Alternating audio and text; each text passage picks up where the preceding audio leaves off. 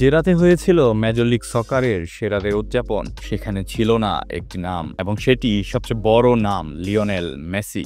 ভক্তরা অপেক্ষা করছিল, জার্সি বিক্রি হচ্ছিল হুহু করে, ক্যামেরা প্রস্তুত ছিল, মেসি খেলবেন এটাই ছিল প্রত্যাশা, কিন্তু তিনি এলেনই না। সে সপ্তাহে মেসি পুরো 90 মিনিট খেলেছেন, করেছেন 2টি গোলও, ছিল না কোনো চোটের ইঙ্গিত। কিন্তু কিক অফের কয়েক ঘন্টা আগে ইন্টার মিয়ামি MLS-কে জানায় মেসি খেলছেন না এই ম্যাচে। শুধু মেসি নয়, জর্ডি আলবাও খেলেননি, কেউ কিছু ব্যাখ্যা করেননি। আর এখন হতে পারে খারাপ পরিণতি।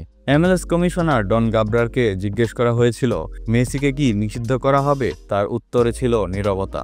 না করলেন নিশ্চিত, না করলেন অস্বীকার। গাব্রার বললেন, আমরা প্রক্রিয়াটি দেখছি, সময় এলে কথা বলবো। একদিক দিয়ে বলতে গেলে মেসি প্রায় নিঃশেষ হয়ে যাচ্ছেন। 35 দিনে 9টি ম্যাচ, প্রতিটি মিনিট খেলেছেন, বিশ্রাম নেই, দয়া নেই, কারণ ইন্টার মায়ামির শিডিউল ভয়ঙ্কর রকম কঠিন। এ ব্যাপারে গাব্রার অভিমত প্রকাশ করলেন, ইন্টার মায়ামি তো 10 দিনের ছুটিও পায়নি, যেমনটা অন্য দলগুলো পায়, আর আমরা সেটা বুঝি। কিন্তু ভক্তরা তাতে সন্তুষ্ট নয়। কেউ এসেছে হাজার মাইল দূর থেকে শুধু মেসিকে দেখার জন্য, কেউ খরচ করেছে শত শত ডলার, আর মেসি তো অস্টিনেই আসেননি। ভক্তরা তাই ক্ষুব্ধ হয়ে প্রশ্ন ছুড়ে মারল, আমরা এসেছি শুধু মেসিকে দেখতে, এটা ছিল স্বপ্ন, আর তিনি আসলেনই না। 2023 সালে মেসি যখন MLS-এ এলেন, সেটা ছিল ভক্তদের স্বপ্ন পূরণ। তিনি বদলে দিয়েছেন সবকিছু, স্টেডিয়াম সেল আউট, সারা বিশ্বের নজরে MLS হয়ে উঠেছে নতুন এক আকর্ষণ।